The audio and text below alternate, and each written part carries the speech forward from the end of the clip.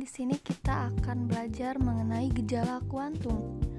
Pembahasannya yaitu 1. Hukum Stefan Boltzmann, 2. Hukum pergeseran Wien, 3. Hukum kuantum Planck. Oke, kita lanjut bahas aja ya.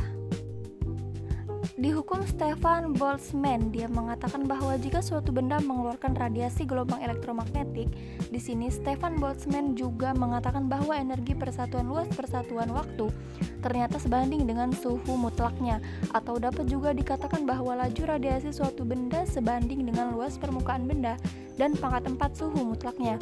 Jadi secara matematis dapat kita tulis E per A dikali T sebanding dengan T pangkat 4, di mana E per T sama dengan daya, maka rumusnya P per A sebanding dengan T pangkat 4. Di sini P per A itu ternyata sama dengan intensitas permukaan, maka dapat dirumuskan I sebanding dengan T pangkat 4.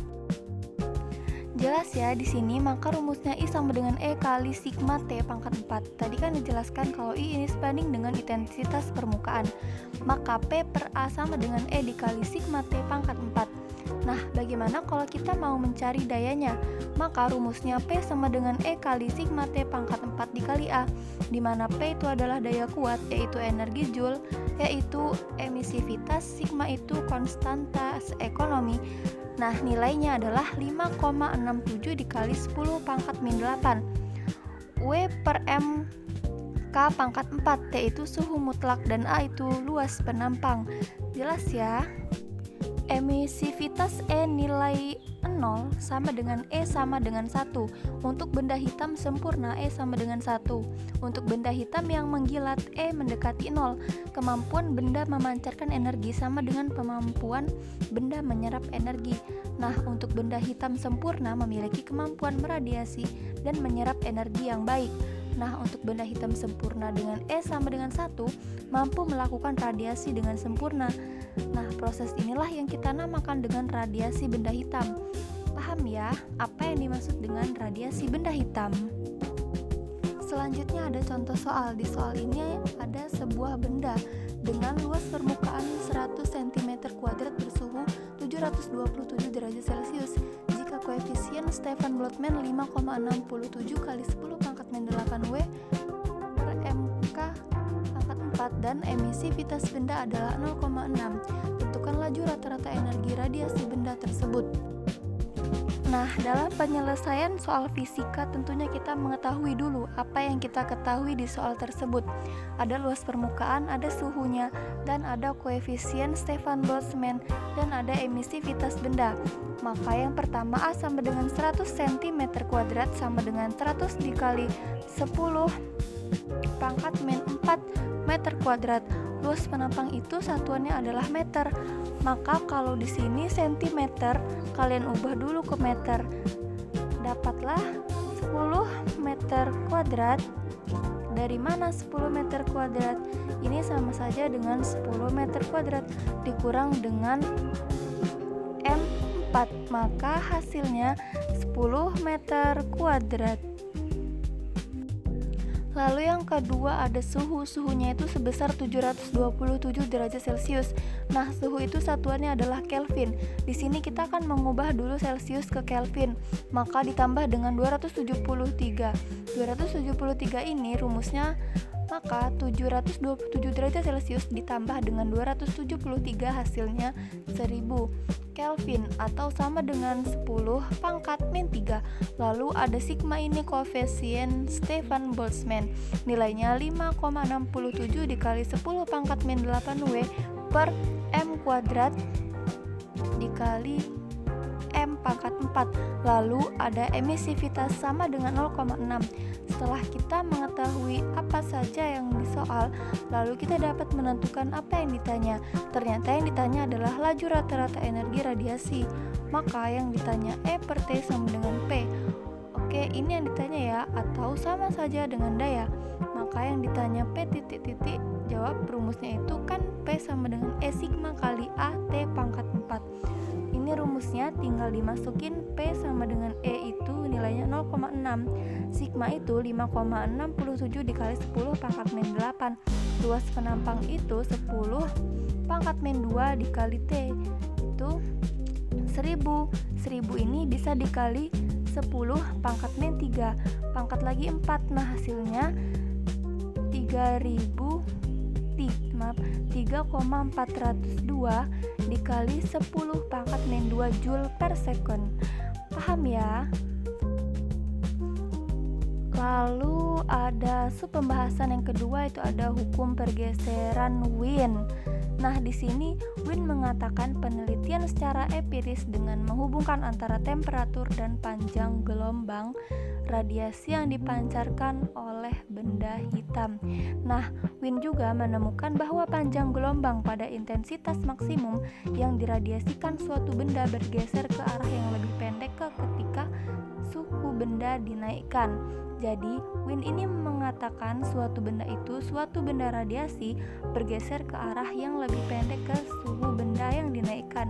Seperti itu. Nah, ini ada grafik pergeseran Wien. Secara matematis, hukum pergeseran Wien itu ditulis dengan lambda maksimal kali T sama dengan C. Ini adalah rumus dari hukum pergeseran Wien, di mana lambda itu sama dengan panjang gelombang untuk intensitas maksimum, lambda maksimum C itu ketetapan pergeseran Wien, nilainya 2,9 dikali 10 pangkat min 3 M dikali K. T ini suhu. Oke ya, paham? Sekarang kita masuk ke teori kuantum Planck.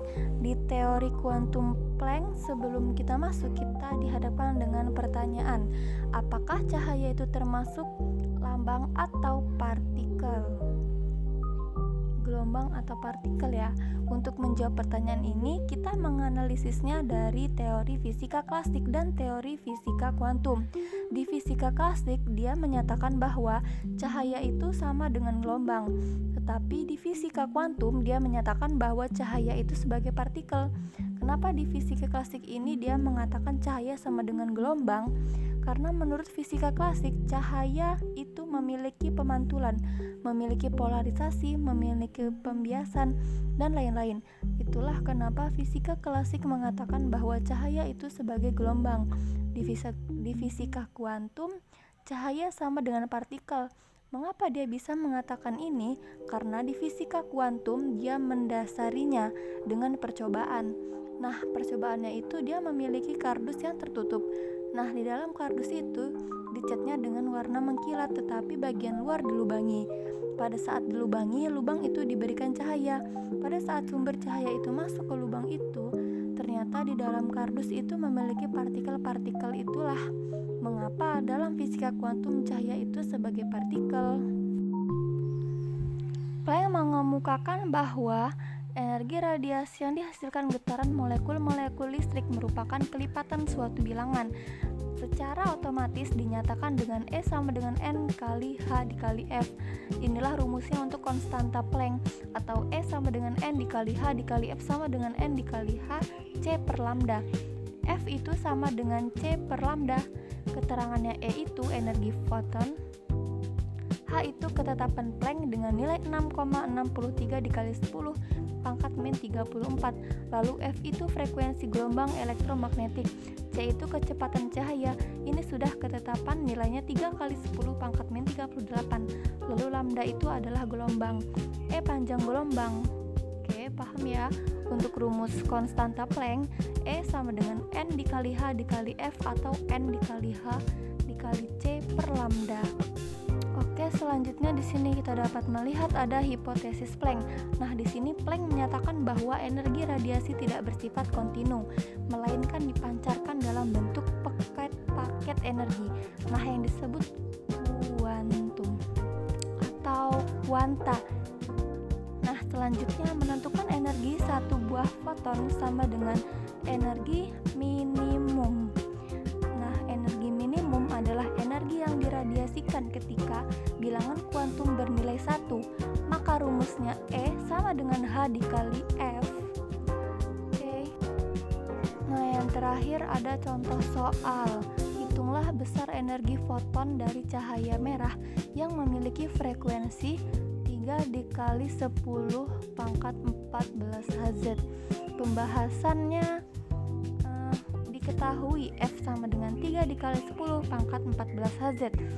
Nah, yang ditanya berapa E-nya? Maka rumusnya E sama dengan H dikali F. Maka E sama dengan 6,63 dikali 10 pangkat 14. 6,63 dikali 10 pangkat 14 ini adalah ketetapan nilai H. F, 3 kali 10 pangkat 14, maka rumusnya E sama dengan 1,989 dikali 10 pangkat min 19 Joule. Paham ya untuk contoh soal? Oke, segitu saja yang dapat